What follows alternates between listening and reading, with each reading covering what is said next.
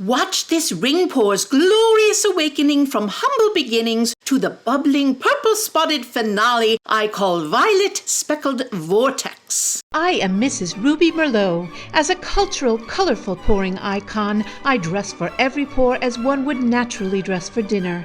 I channel my muse with a quick vocal exercise, then ask my canvas what it wants to be. And now that you know my story, shall we pour?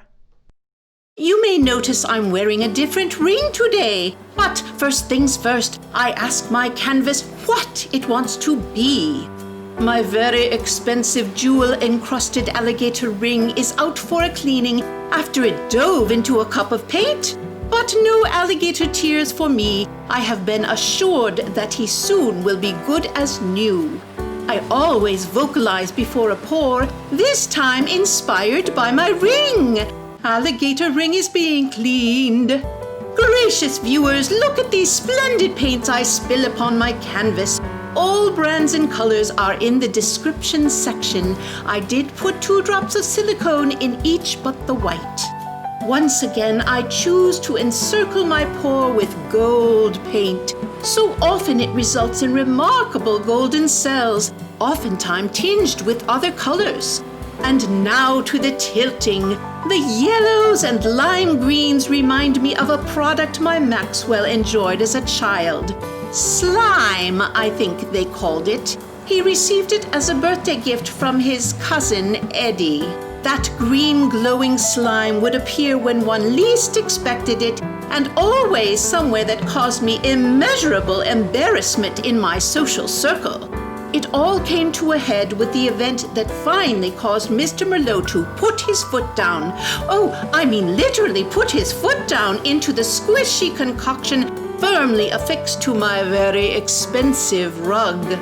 You know, I believe the gooey stuff multiplied, doubling in volume by the week, like some sourdough bread starter my cook has told me about, something she says she needs to feed regularly. Perhaps Maxwell was feeding this ghostly ectoplasm, for it certainly was taking over my house. Well, one evening, Mr. Merlot and I were hosting an exclusive affair for only 30 of our closest friends. We were about to partake of our dessert after enjoying several courses of very hot food.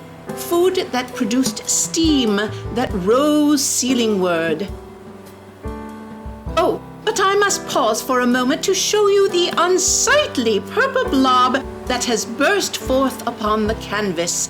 I decide to take it out with the hope that further tilting will cover the resulting blemish.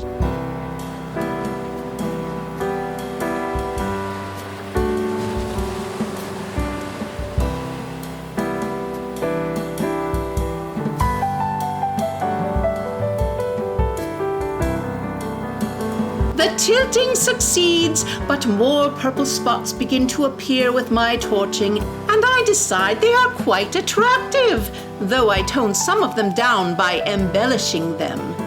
But back to my slime story. As Bibi began to regale us with her oft-repeated story of their travels through Europe, her husband jumped up screaming. A glowing green substance was oozing down his face and onto my best rug. Well, as you can imagine, the cook's 10-layer opera cake remained untouched on the table as we shamefully bid our guests farewell. Maxwell chose that moment to appear, startled but excited to see the slime he'd stuck on the ceiling, unbeknownst to us, had released with the uptick in temperature. I knew right then he would pursue a career in the science field or in horror movies.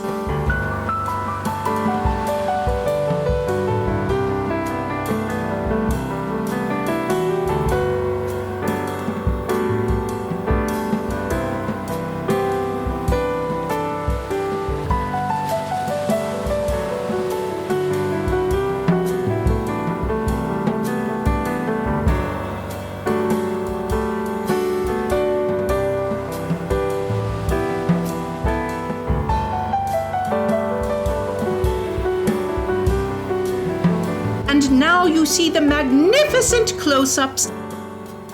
The painting has taken on such life. So many dimensions of color, cells, and texture. The golden cells have really burst forth. And the purple blobs are not at all objectionable.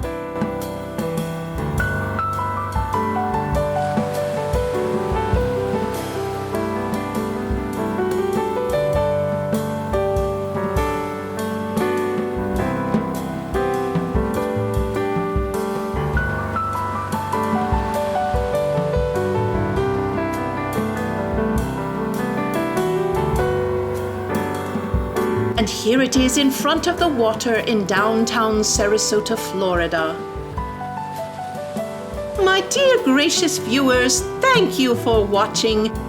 Please subscribe to my channel, or I just might send Maxwell to slime you. He's quite good at that, you know.